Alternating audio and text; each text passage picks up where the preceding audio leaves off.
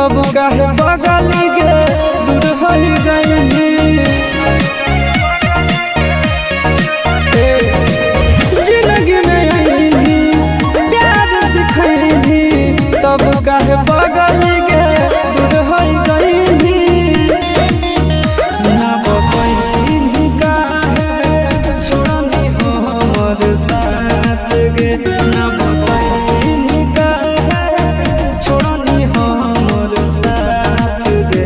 तोरा याद में अखिया रोबो हो दिन रात गे, तोरा याद में अखिया रोबो हो दिन रात गे।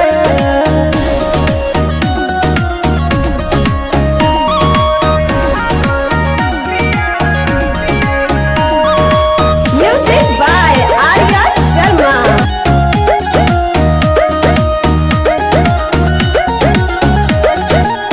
तोरा तैयारो हको रात भर नींद गे, हमर तो खुशी चैन लेनी तू छीन गे।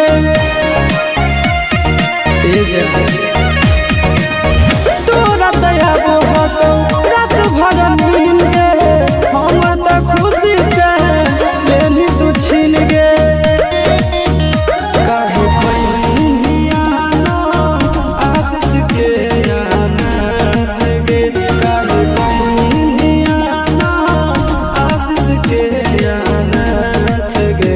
तोरा याद में अखिया रोबो हो दिन रात गे, तोरा याद में अखिया रोबो हो दिन रात गे।